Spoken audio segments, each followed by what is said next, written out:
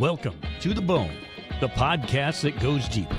Here we cut through the noise and get straight to the core of the issues that matter. From real stories to raw truths, we dive deep into the conversations that shape our world and challenge our thinking. We're not afraid to dig in and get to the marrow of it all. Whether it's life, culture, or business in sports medicine, we're here to break it down raw and real. No filters, no fluff, just to the bone. With your host, Shelby Daly, we're getting to the bone. This is a clinically pressed, approved CEU podcast. Find the quiz to gain credit at clinicallypressed.org/courses. Clinically Pressed Company, making the complicated simple through results that give back. Find out more at clinicallypressed.org. Let's get started. Welcome back to The Bone. Today we have Alisha Pennington. She is pretty well known across the athletic training world with her business AT Vantage, primarily West Coast Athletic Training Service Company. And she also has broadened her horizons to the business world with her Pennington Perspective company, helping those, develop their business plans and really push forward in creating revenue and pushing their business ideas to the next level. But currently, she just released her new book, Pivot, which is about decision-making strategies with innovational actions that align with your vision in both life and business. And I just saw your Instagram story, and you're just in Times Square where you were advertising for the book, which is so crazy, I think. I don't know if you want to speak to that for a little bit. How did you even do that? Yeah, so our book is Power of the Pivot, and interestingly, I never wanted to write a book. This was never on my bucket list. I actually would much rather speak, and if anybody who's listening is familiar with me, you know that speaking is something that I do. I have my own podcast. I've been on many stages. Speaking is definitely more my thing than writing is. And more specifically, I always wanted to do a TEDx. It's still on my bucket list. So if anybody out there has connections, let me know. But one of the things that I learned was that a lot of TEDx speakers are chosen because they're authors. So writing a book is sort of a rite of passage, if you will, into a level of authority and a kind of a marker, if you will, that like you deserve, if you will, to be on kind of a TEDx stage. And so actually last April, I attended a workshop that I was invited to, and a gentleman who is part of a publishing company, and he helps people write nonfiction books. And he invited me to this workshop, and I was like, I'll go, but I'm not committing to writing a book. I don't want to write a book. But spoiler alert, I wrote the book. I came out of that workshop with a very detailed outline of a lot of what I already had in me. And it ended up being this pivot framework, which we can talk about. But part of the incentive in signing up with the publisher that weekend was that if you hit bestseller status, they'll give you a Times Square billboard. And so I was like, don't tempt me with a good time. Not only did I sign up that weekend, but on our launch, which we actually launched the book back in early February, we did hit bestseller status. And so this past week, a couple weeks ago, in about mid-April, we went to Times Square and we actually surprised both of our moms. So my husband and I wrote the book together, and it was honestly like almost like a childhood dream come true. You know how like as children or even as adults, like we have dreams about ways that we could like surprise our parents. Doing something as extravagant as a Times Square billboard was definitely on that dream list. So we got both of our moms to New York under the guise of just like a family trip to New York. I'm like, who takes a family trip with two toddlers to New York just for fun? But they had no idea what we were up to. And we got them to Times Square. The thing to know about billboards is that They run technically on a 24-hour cycle, but you get about a 15-second time slot once an hour. So it's like, if you miss it for that hour, you've got to wait a whole another hour. So, trudging through Times Square with two toddlers and a double stroller, each mom in tow, again, under the guise of, I had said, there's a store that's opening and I want to get there right when it opens. And so I was like, pushing people through. But yes, we did it. We were able to surprise our moms with our Times Square billboard. It was so rewarding, not only for that moment, for our children to see that, but then for us to experience it as well. So thank you for letting me gush on that a little bit. Yeah, I saw it and I was like, man, that must have been really expensive to do. But now It cost me knowing nothing, that, actually. yeah, that's so cool.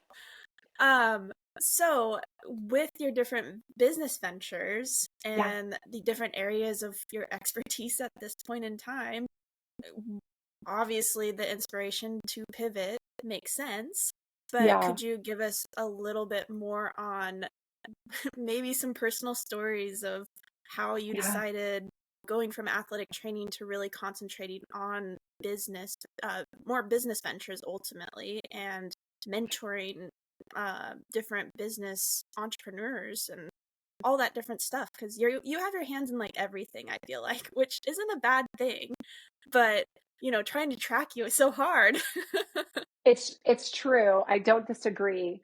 I think that you hit the nail on the head, Shelby, is that pivoting is something that I have done my entire life. And that's why when I went to the workshop that weekend, I went into it thinking, I don't have anything to write. I don't stand for anything. I don't, outside of sports medicine or athletic training. But the truth is that I've been pivoting, and I'll talk to you about the framework. The PIVOT is actually a framework. And so to your point, I started as an athletic trainer, and even that was a pivot. So I went to Florida State University for my undergrad. And when I went to orientation there, I was declared as a social work major. And here was my 3 criteria for going to college. I didn't want to work a 9 to 5. I didn't want to work indoors, and I wanted to help people. That was my criteria. Social work fit that criteria. And I didn't even know about the world of sports medicine. I was introduced to it. I was waiting for the social work kind of spiel to happen, and sports medicine was going right before it. I changed my major, entire trajectory of my life changes, right? Then I graduate from Cal State Fullerton with my master's in 2011. I head out into the world to get a job, just like any other athletic trainer. And we were still coming out of the Great Recession. There was not a lot of job opportunities available. I went and just started creating some. I started picking up per diem work and gig. And you guys have to remember that 2011, 2012, the gig economy didn't exist. Platforms like Go4 and just even the word per diem was non-existent in athletic training. And so I was kind of revolutionizing and creating a model that really didn't exist at the time. That was a pivot, right? Then as I'm doing this, I'm kind of gaining some traction. More of my friends want to work, more clients are coming through saying, hey, we need more athletic trainers, we need more workers.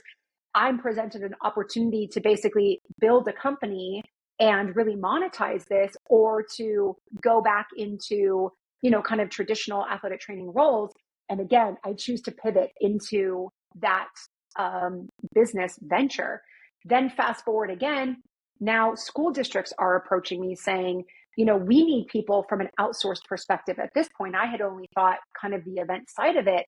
So again, it's a pivot that I make to go into the school district side of things. And so this is just, 2-3 years, 4 or 5 years span.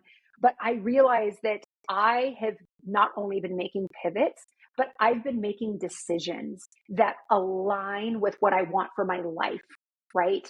So when I was sitting there at that workshop that weekend, I realized that's something unique to me. There's a lot of people I talk to, and kind of like you alluded to at the beginning, that are frustrated with the choices that are in front of them, and they're feeling fed up or disgruntled or abandoned sometimes, thinking, I pursued this thinking that it was one thing and it turns out that it's another. And I think that there's the permission to pivot, but then there also is just that choice and that decision that you have to do what's best for you, right? And pivoting for us, it is about alignment, but the outcome that's associated with adopting the idea of I can pivot or pivoting as an option is this idea that you're shifting yourself from being in a defensive position where you are reacting to and you are at effect to what happens and putting you into a position of offense. You are the one creating the game plan. You're the one finding opportunities for yourself. That's when you start to really build traction and momentum and all of these things. And I realized in my reflection that I've kind of always been an offense. There's always moments that put us in defense, like the pandemic put everybody on defense, right? Like nobody could have anticipated that. But when you're building your life proactively, when you're working from a place of offense, you're building the game plan, you're identifying key player. I mean, in the sports world, we all understand offense and defense. You get to design your life in a way that to an outsider's perspective, it feels very against the grain. And it feels almost maybe out of alignment. But the truth is that you're actually very in alignment. And when you're saying like, it just feels like you have your hands in a lot of things and you're kind of hard to track down. That's my version of that, right? I'm a manifester. I am constantly starting and involving myself in a lot of things. That's an energy output for me. But that's what makes me feel alive. That's what really gives me energy and aligned, right? So that is kind of what, in essence, the book is about. There's a lot more, tactical application in the book, but it also is the story about how I ended up from being a social work major and being an athletic trainer, as most of you know me, and being more into like the business consulting and generally supporting people in their entrepreneurial endeavors. Yeah. Well, and you brought up a good point on, like I said, you have your hands in a lot of different places. But I think as an athletic trainer, watching other athletic trainers trying to figure out how to make their work environment better through compensation, work-life balance, all these different things, I feel like one of the issues is that they're not creating enough options for themselves. You can take that to just applying for other jobs to see what else is out there. I think we get comfortable sometimes, but it's even just the networking outside of the athletic circle. Bring in other stakeholders that might not actually know what athletic trainers are and what they can actually maybe provide you in some weird way to make your situation better. And I think that's maybe one of the reasons why we're a little bit stuck in the profession of athletic training, or the situation that everybody kind of feels like they're in, is we're not, spreading the branches far enough. Everybody in the athletic department knows what an athletic trainer is most of the time, but we kind of keep in that realm and we're not, going out into the community to, Chamber of Commerce, to Rotary clubs, like trying to get involved and really marketing ourselves a little bit more. But that's just a side thought when you were talking. Yeah, sure. But I can expand on that if you'd like, or we can. Yeah. I mean, that's how I think you've reached most of your opportunities is, going to the school districts. It's just leveling up with each contact you make, and you can riff off that all you want. Yeah, I think that you bring up a good point, and I want to share that alignment and pivoting in our lives looks different for every single person, right? So what might feel good, like going and talking to chambers of commerces or Rotary clubs for one person, might be getting involved in your local mom's club for another, right? And so the mission can remain the same. Like the mission at Advantage has always been push the profession forward. There's a million different hows of how we do that, right? This is something that we talk about. And when I'm consulting people and starting a business, we also reference it in the book. is that we all have a why. And I would say that most athletic trainers have a very similar why as to why we got into athletic training. And that's anything from the empathy to seeing people get back, affecting health outcomes, all of those kinds of things. But the how of how we execute that looks very different for everybody, right? And that's everything from settings that we want to work in to administrative duties to all of these different ways that you get involved. And there's an entire marketing piece that you're touching on here. But I think the point that we continue to come back to is that if you want more for yourself, you have to be the advocate, right? And while I am as critical of our national governing body and other associations as you have been, I also think that we are all in control of our own profession, our own career, right? And so they're not mutually exclusive. The national governing body can do a lot of things better and more, and we can also do things better and more that impact our own life, right? And in my situation, I knew I was never the strongest clinician. Being a clinical athletic trainer was never going to be the way that I rose to the top in the profession. I knew that about myself. And so recognizing that on the administrative side of it, like I'm really organized, I'm a visionary. The V in pivot is vision. I am going to be someone that I can really make my mark if I'm at more of a leadership level. And so very early on, I got involved volunteering on committees. I got involved doing ancillary things that professionally I didn't technically have the experience for. I couldn't be applying for a director of AT role. I couldn't be, I was a year out of my master's, but I knew that being in a leadership capacity was where I was going to thrive. That's where I was going to set myself apart. It wasn't going to be clinically. And so that was, again, a pivot that I made because I knew if I really want to have a long career trajectory, I've got to be in this position. And so instead of waiting around or complaining, and this isn't a slide to anybody, but instead of pointing the finger and saying what someone else or something else, how is the system against me? Why is this not working? Da, da, da, da, da. I found the tiny little wormhole that I could, which is just volunteer on a committee. And I found a committee that was brand new and had nobody working on it. And I was like, I'll be the leader. So I didn't even really go up against any competition there, right? But those are the things that you have to be willing to find those opportunities for yourself. And I'll admit that everything that you're saying and that we're talking about here, it does require some creative thinking. And it requires you to be curious, and it requires you to take action and to advocate for yourself, which a lot of people would rather not do. And if that's the case for you, that's fine, but you're going to be living a life of defense. You're going to be reacting and responding to everything that comes at you, whether it's changes in the profession, entry-level masters, oh, now I have to go get a master's degree, or it's you're getting passed up for a job because you didn't advocate, or like you're saying, you become complacent and all of a sudden you're not making the money that you thought you would. Whatever it is, that's your choice, but just understand that that's where you're going to end up in life by sitting back and just taking what comes to you. Yeah. So with your pivot, how much risk do you talk to people?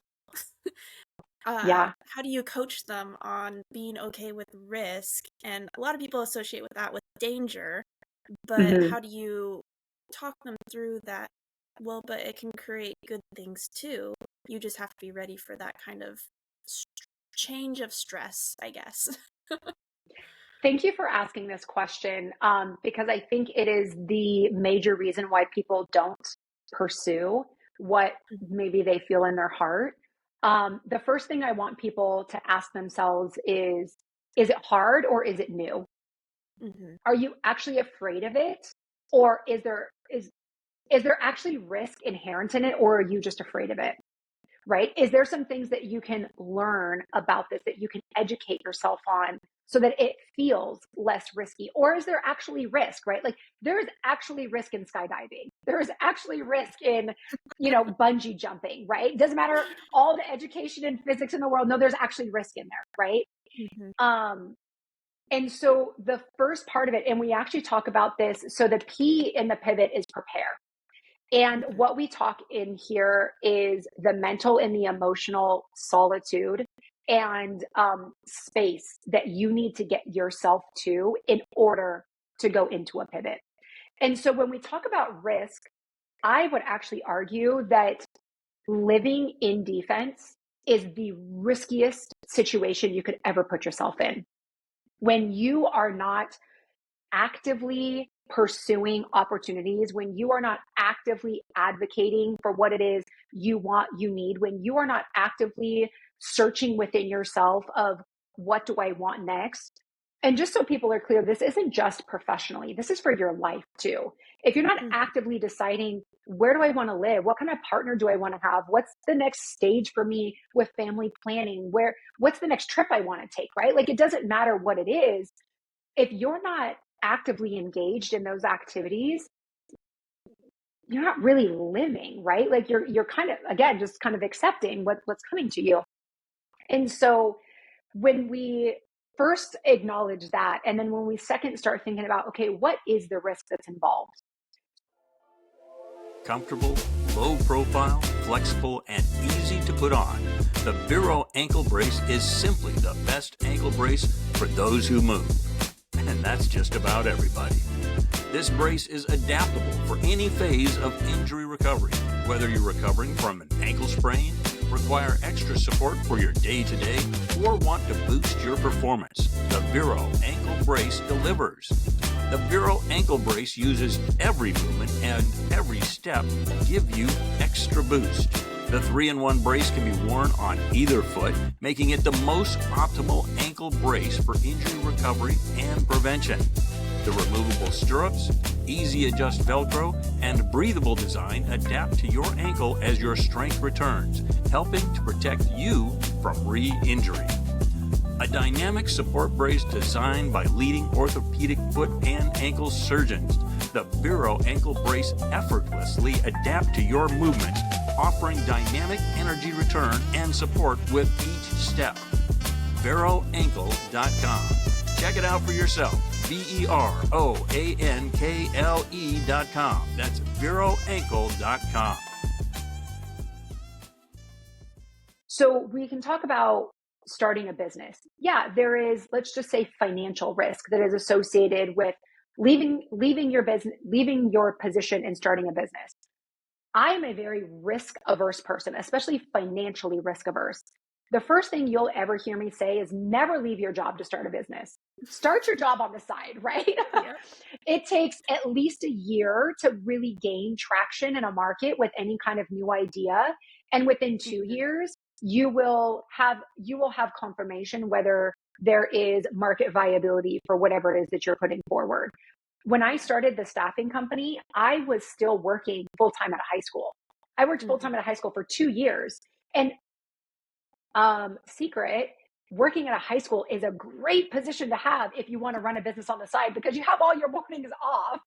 I didn't go in until 2:00 at night, 2:00 in the afternoon. I was in my early 20s. Working until 8, 9, 10 p.m. didn't bother me. I was still up at 8 a.m. the next day. I could meet with clients. I could take calls. I could build websites. I mean, I had 6 hours a day, 30 hours a week, basically, not including weekends, that I could be building this business on the side. And I still had a full-time job, right? Yeah. So I would say, don't ever just quit your job outright to go start this fledgling idea. Even if it's the best idea in the world, it still needs time to kind of gain some traction. If we're talking about a pivot professionally, right? Like, I don't want to work in traditional settings anymore, or I want to get out of the profession entirely. Again, start interviewing for jobs when you still have jobs. And that's when you really do start to explore risk, if you will, kind of like you're talking about. And I see these posts on like the AT Moms group all the time, like, who's in medical coding? Can I talk to you about it? Who's doing industrial? Can I talk to you about it? Who's in, right? Like, do your research. And so my thought when you ask the question about risk is it hard or is it new? Is it actually risky, or can you just educate yourself? And then what are all the steps that you can take to mitigate the risk so that you are still actively pursuing what you actually want, but in the least risky way possible, I guess. Yeah. So what would be the first preparation step of the pivot? Or Yeah, I love it. what kind of information should someone bring along to start planning for the pivot? So the P and what we talk about in the prepare is, like I said, kind of taking inventory of your emotional and mental status, right? So a lot of this is going to be related to what core beliefs do you have? What are things that you're holding on to that might be stopping you from going into what you want? And I'm going to give you a story of this. So it would have been probably 2016, 2017. And I was traveling solo with USA Beach Volleyball. And so I started this company in 2012. I technically went full time with the staffing company in 2014. So this is now 2 years later. So I've been full time running the staffing company from an administrative perspective for 2 years, part time doing it for 4 years. And I am about to get on a plane to travel to Poland to work by myself as an athletic trainer with, I don't know, 10, 12, 16 athletes. And I have a complete panic attack. I've never experienced this in my life. This is the first and only time I've ever experienced it. I'm crying, I'm convulsing, like I've never experienced my body like this. And I call my husband to pick me up, and I call the providers, and I'm like, I'm so sorry. I'm having an emergency. Like I can't go on this flight. And when I reflected and I looked back, what I unpacked was that I was still forcing myself to work in a high clinical capacity because it's what I thought I had to do as an athletic trainer. I was holding on to beliefs that if I am not clinically practicing, that I don't have value in this profession.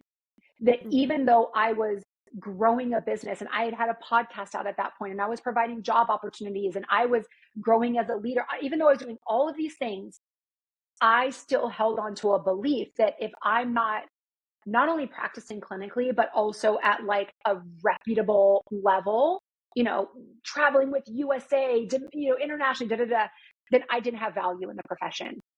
And my body had a physical, visceral reaction to that. I'd been doing this for 2 or 3 years at this point, and my body was finally like, no. And that's what we're talking about when we say that there is a mental and an emotional aspect to preparing yourself for pivoting. You have to investigate what are the beliefs that you have, whether it's about the work that you want to do, whether it's about the work that you're leaving, whether it's about, like, if you decide, I don't want to work in the profession right now, I want to be a stay-at-home mom, maybe you have thoughts about what that means about you and your value in the world for one or the other, right? Maybe you value being a mom, maybe you value being an athletic trainer, whatever it is. It's like, there's things that all of us, core beliefs, values, things that we are holding that we often have to shed in order to get ourselves into the space that we want to be. And this is ongoing work, right? Like, we might have thoughts about what it means to be a business owner, what it means to be an entrepreneur. How are other people going to view us? What's my mom going to say? What's my best friend going to say? What are people in the profession going to say? What do I believe about myself if I'm going to do this, right? So it's really kind of digging into the less tactical pieces of it and getting to the root of, why do I want to do this? And the reason that the framework starts with this is because if you can arrive at that place for yourself, then the rest of the stuff takes care of itself, right? But like if you skip over that part, you're going into building a business and and you haven't dealt with the fact that you believe that business is risky, or that you know that your mom is not going to approve of this, and so you're hiding it from them, or whatever it is, you're never going to really be successful.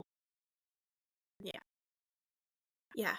I think we miss those parts when we're trying to create better lives for ourselves, is the different forces that are pushing on us, the outside forces. And they're such a big Yeah, part of and the word. I'm sure you've heard the phrase like new level, new devil kind of thing. And the pivot framework, we wrote it like this, but we actually kind of wanted it to have like a circular pattern. It didn't work out from a design perspective, but every time you reach a new level with this, there's going to be more that comes up for you, right? Yeah. So sometimes the initial emotional pieces that we have to deal with are related to leaving a profession, let's just say. But then you actually start to gain some traction and some visibility and some success in it. Then there's feelings that we have about that and beliefs that we have about people who do that. And then, you know what I mean? So like there's layers and levels to this that you have to keep going back and dealing with it, right? And so maybe best friend was cool with it when it was like this cutesy little idea that lived in your basement, but now that it's like on Front Street and you've got a Times Square billboard for it, best friend might not be so supportive, right? So yeah, there's other people in our lives whose opinions we really value, and whether it's a literal someone or it's this hypothetical someone of just like, what are people on social media going to think? What is my professor going to think? What is my mentor going to think? What is Alisha going to think? I don't know, whatever it is. There's things that we have to have dialogue with ourselves about and really dig into, because more than anything, like from a success perspective, the number one thing that holds people back is themselves, unequivocally. So the P is so, so important, not only to prepare you, but to actually do that work on an ongoing basis so that the IVOT just kind of like falls into place. Yeah. Well, and you kind of mentioned how you can do this pivot professionally or personally, but for either one, shouldn't you do two at the same time? Because, I mean, your personal and professional life are so interconnected, instead of trying to silo them off as, oh yeah, this will never affect my personal life. But, if you're going to start a business, you're going to have to use hours from your personal life to be able to achieve that new endeavor that you're trying to achieve, maybe even if it's educational and not, a business thing. So I'm sure you would recommend to do two pivot worksheets ultimately, correct?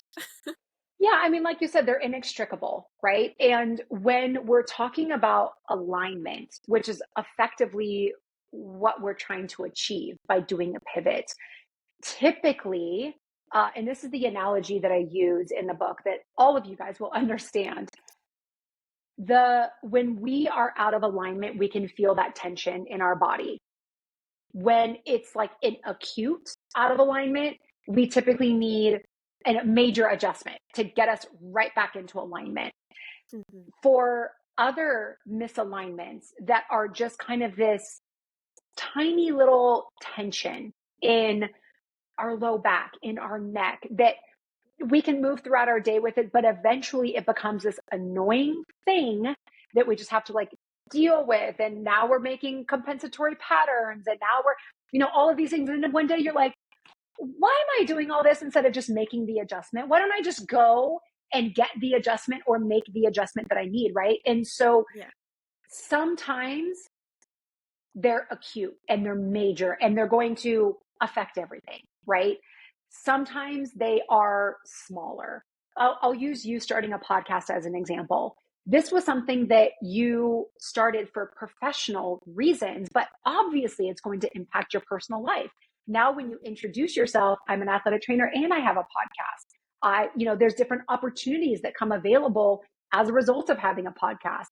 it might impact your professional opportunities because of whatever you're talking about on here, positive or negative, right? So those are things that you have to take into consideration when you're like, I want to put my voice out there. I want to invite other people's voices, because who you choose to invite on here also says something about you, about your podcast, the topics that you're touching on. All of it starts to shape a perception of who you are. That is both personal and professional, right? And so maybe it has a huge impact on your professional life. You can go into like rooms and spaces that you've never, been allowed to before because, well, I have a podcast. I'm here to interview them about my podcast. All of a sudden your personal life is changing, right? You're getting into rooms and you're having influence, and potentially there's monetary compensation associated with that. And it completely changes things. Or vice versa, right? Like you choose to do a personal podcast, not a professional one, and you still have to weigh all of those same things, right? So the answer is yes, but usually so the I is investigation. And essentially this is when you're conducting an audit. And so when you're conducting an audit of what needs to be done, what needs to be addressed, what stones need to be overturned in order for me to go into where I want to be, usually all of that is happening at once. You're doing personal and you're doing professional, right? You're talking to partners or parents or friends and understanding, how would this impact our time together, our life together, the things that we want to do, I don't know, whatever it is. And so to answer your question more specifically, it's not necessarily that you need to do like 2 worksheets at once. It's more so that as you're going through the investigative process, you're going to be overturning stones and looking at different areas that are throughout your entire life, not just, to your point, siloed in that one area. Gotcha. Yeah, so there's a lot of overlap ultimately, and you're going to address it at some point in this framework. Yeah, like you said, career is life, profession is life, family is career, like they're inextricably linked. Yes. Yeah. Okay, so then after you do your investigation, what are we doing next? The vision. And this is why the arrow is pointing to the V, because really it starts with your vision, but that didn't work with our like mnemonic framework. So instead the V is in the middle. But typically what we start with is our vision. We envision something different for ourselves, whether it's better work-life balance, it's starting a podcast, it's whatever it is, we have an idea of what we want something to be. And so what we do is we start to prepare ourselves. We start to have that mental and emotional kind of check-in and understanding. And then we start to look at what are the different pieces that are involved in this. We start to investigate and audit and figure out what all is included. And then we build our vision. We start to really paint the picture of how are we going to do this, and let me not get ahead of myself. The how is more of the O, but the vision is really this opportunity for you to do a vision board, for you to just daydream, for you to, what we really emphasize in this chapter of the book is make the version for you. Silence the noise of how it could be, how it should be. A lot of us, if we get quiet enough, long enough, have something in us that we truly deeply want, and we can see a version of it.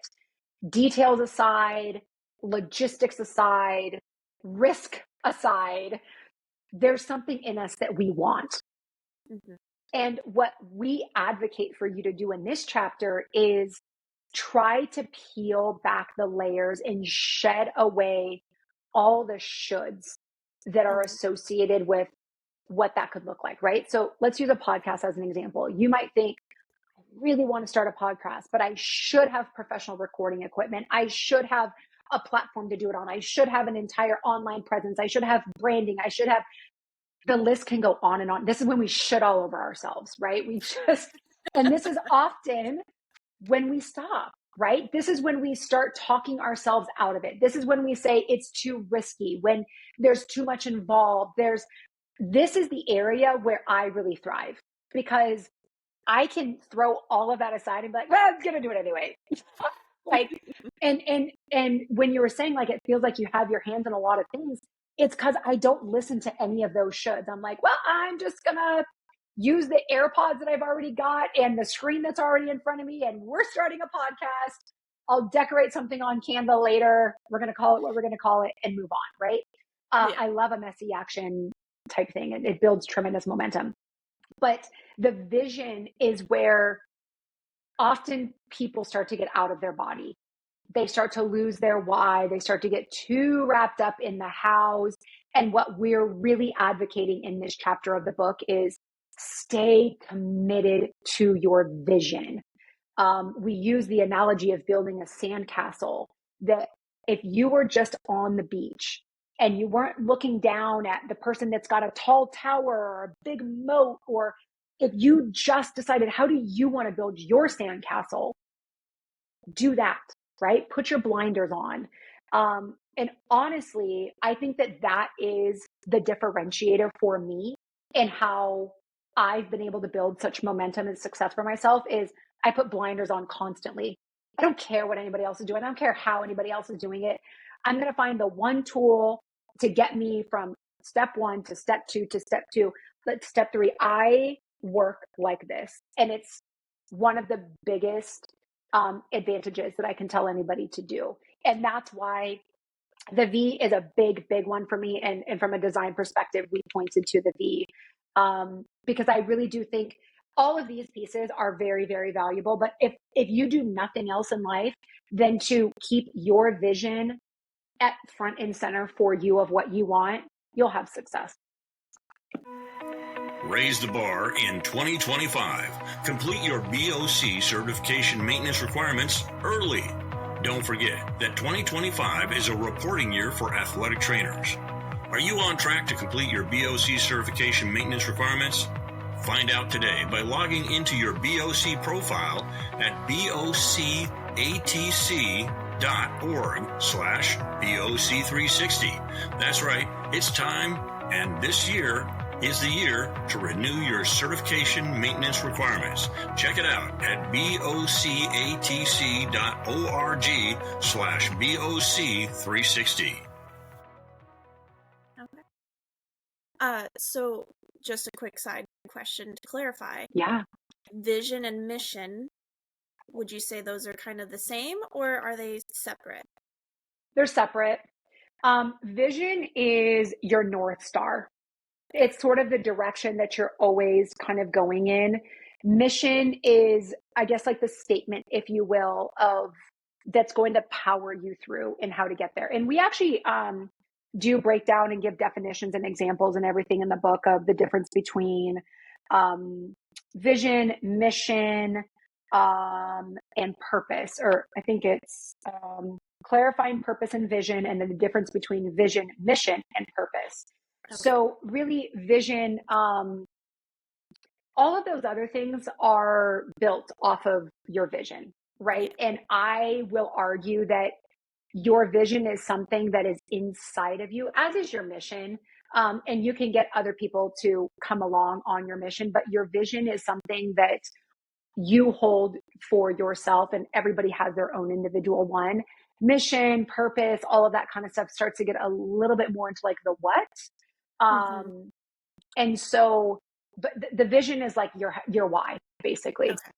Yeah. So mission would be more the grounding force of how you're going to get to the vision. Yeah. And I guess because that's been a little bit of purpose. Mission is kind of like, almost the rallying cry that you're going to use to get to the vision, if you will. Vision is a little bit more ethereal, whereas mission and purpose start to become a little bit more like tangible and tactical. Okay, that makes more sense. I know writing business plans for my doctorate, it's like, well, they're kind of the same, but how do you separate them? Yes. And so in our book, we do use Jim Collins a lot as a reference. If anybody is interested in business, look up Jim Collins. I cannot recommend his books enough, but he has definitions of vision, mission, and purpose that I've used my entire time building Advantage. And they're the definitions that we used in here. So to your point, you look up Merriam-Webster, you look up, some of these other dictionaries, they may be conflating. And so we drew distinctions between them with the Jim Collins definitions and references. Perfect. So we got the vision, and then now Yes. we're getting to O, which Yes, O is organization. This is when we start to make plans, right? You referenced a business plan. This is boots on the ground, rubber meets the road. How are we going to actionize all of this conceptual stuff that we've done, right? So the I and the O are pretty linked. In the I, we teach you how to do a SWOT analysis to conduct an audit. And then in the O, we actually teach you and show you how to create a plan, whether it's task related or it's project based. The O is effectively, how are we going to put one foot in front of the other? And what are those steps that we are going to take to then effectively execute on our vision? Okay. So basically kind of the policies and procedure if we're talking athletic training, right? Yeah. Well, and I think policy and procedure is a good example, but it's more so of like, what are we actually writing in there, right? And then how often are we rehearsing it, and best practices, like that kind of thing. So it's less of the policy and procedure outcome and more of the action of writing and deciding what our policy and procedure are going to be. Okay. And then once we're done writing that all together, we get to T. What are we Yes. at T? T is where we transform, right? Okay. So this is where the kind of circular aspect begins. And I don't know if you're familiar with like quality improvement, PDSA cycles, but it's this idea that like, as soon as you reach the end, you're right back at the beginning, right? So whether you went through this pivot framework for a single project or a single initiative, or, I just want to declutter my books, or I want to, whatever it is, it's like, as soon as you reach the end and you've come into that version of that person, that project, that initiative, that campaign, that school year, whatever it is, you start right back at the beginning. And this is what we were saying with kind of the new level, new double kind of thing is, okay, I've started my podcast. I got a whole season out. Like I went through this whole pivot framework for that. Okay, what's the next thing I want to do? Well, I want to write them into a book. I want to do live podcasting and go on tour. I want to rarely do our ambitions stop and our aspirations end when we've successfully accomplished something. It is human nature to just be on to the next thing, right? And so the transformation chapters and the information that we're sharing there is really kind of this one reflective moment of like, you did that, right? Like you did the preparation, you did the investigation, you formed a new vision, you organized and you executed. Look at where you're at, right? So that's a little bit of the transform. But then it's very quickly then, okay, how do we go through this again, right? Whether it's for that same thing, for something else. And one of the things that we've learned, especially in business, and going back to what you were asking about, kind of business and life, how you do one thing is how you do everything. And so when you have a framework to move through with one aspect of your life, you then start to apply it in all of these other areas. And that's kind of the beauty of having systems and frameworks and these things that you can. It's easy to implement them in a business because it sort of like feels like distant from you. But then all of a sudden you're like, wow, I'm using that same system for how I do my laundry. Well, I'm using that same system for how I, read through my inbox. And that's what we start to mean about transform too, is you can actually transform your entire life if you're starting to approach it from a pivoting perspective, right? So whether it's you're looking for a romantic partner, whether it's changing careers, whether it's, whatever it is, if you have this idea of, I'm going to prepare, I'm going to investigate, I'm going to set a vision, I'm going to organize, and I'm going to transform, you can start to find application everywhere in your life for it. Yeah, definitely. So where can we find the book? I think you guys have it online also. And then it Mhm. sounded like you're doing a podcast to pair with the book. So do you want to talk about that a Yes. little bit? Yes. The book is available on Amazon. Just go to Amazon, look up The Power of the Pivot. Um, I think it's $14.99. It is also available on Kindle for $4.99. We do anticipate to make an audio version. Hopefully that will be available by the end of the summer. So anybody that has Audible, or if you want to listen through Kindle, that will be available as well. So yeah, Amazon, Kindle, all of those options are available. And yes, so for anybody that is familiar, I do have my own podcast that is The Business Advantage. And I talk about the intersection of business and athletic training. And our upcoming season, which will be available later this summer, so summer 2025, I am taking each of the chapters of the book and relating it directly to athletic training. So Okay. it will be probably a 10 episode season where we're talking about very similar to what we just did.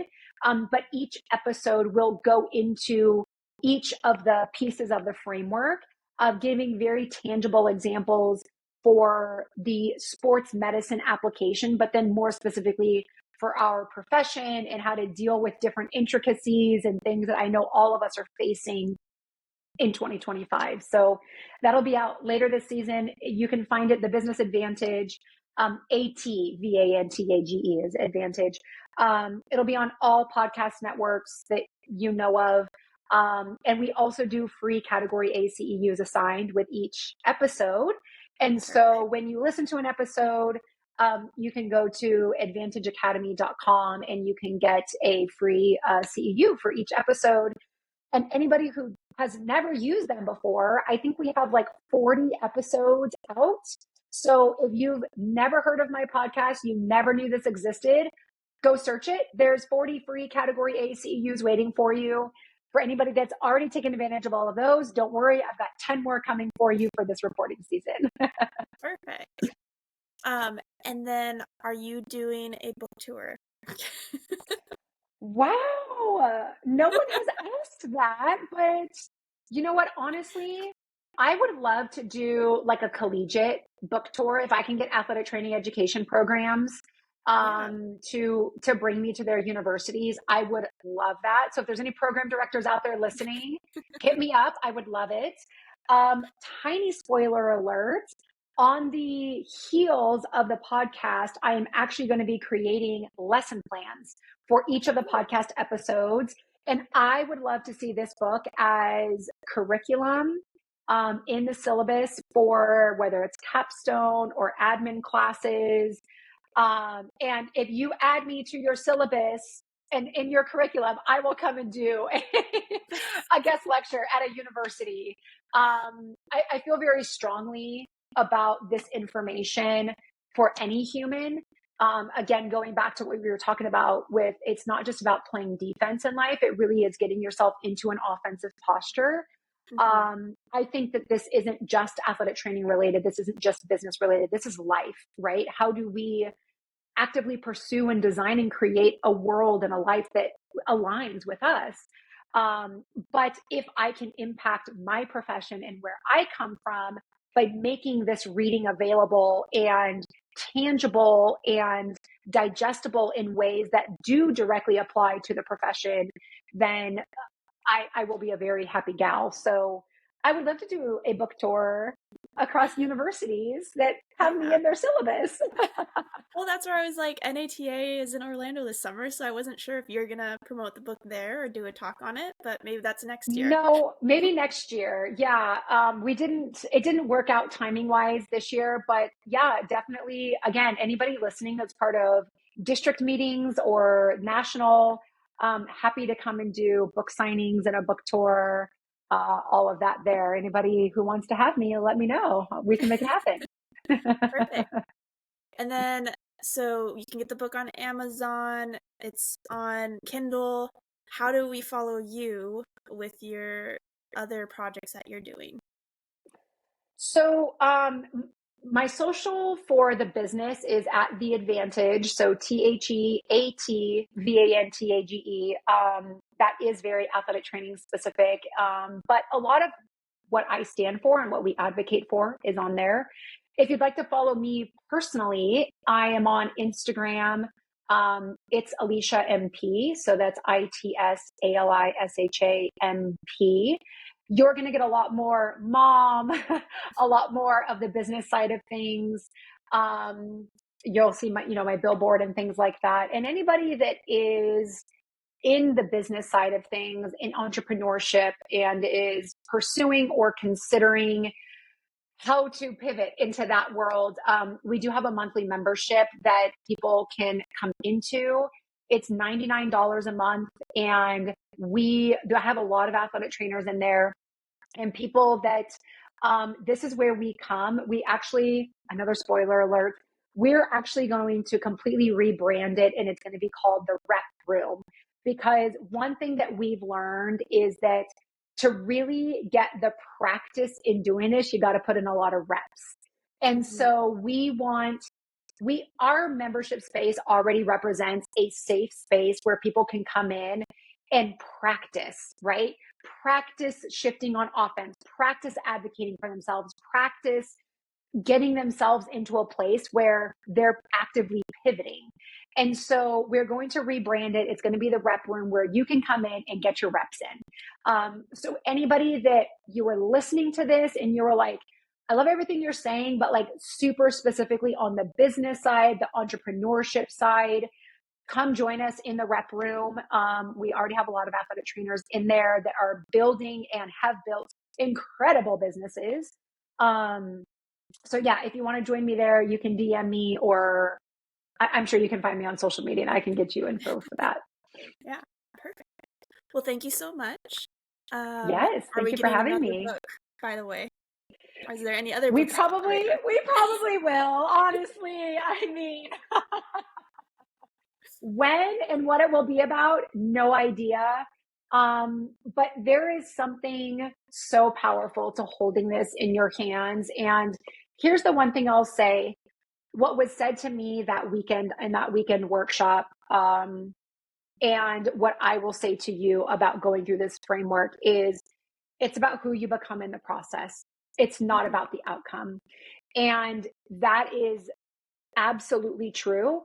The level of conviction that I now have in being able to talk about pivoting, the clarity in the messaging that I have about being able to support someone through a pivot, no matter where they're at in life, that all came through the process of writing this book. I had to refine and make sure that I'm not being iterative and, all of these things. That person who I've become through this is worth every single one of these. And I don't make basically any money on selling the books. We basically give them away for free. Like you make like $5 on selling a book, guys. Like there's really no profit in this. We're not doing this from a monetary perspective. This is information. This is a legacy project for us. This is, we want our daughters to be able to have this. We want to be able to reflect back on seeing who were we at this time in life? What are the frameworks that we had implemented? And so when I think about all of those reasons, 1,000% I'll be writing more books, like unequivocally. But then also to have something, I mean, you have an entire bookshelf behind you. These are things that people keep, right? They, again, when we were at the workshop, one of the things they had everybody raise their hand and say, raise your hand if you've ever read a book that changed your life. Everybody's hand went up. Every single person has a book, whether it's a Dr. Seuss book or some business book or a biography. It doesn't matter what it is. Everybody has a book in their life that changed them. Yeah. Okay, now raise your hand if a PDF download that you've gotten off the internet changed your life. Not a single hand raised, right? Books have power, right? That's why they're being banned. That's why they have power. And so for us, again, as a legacy project, if this book, reading this book, hearing this podcast can change one person's life, it was worth it.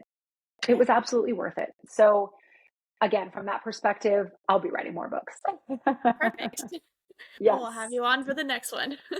Sounds great. I would love to. Well, thank you for being on, and we'll have you Yes. on for the next book release.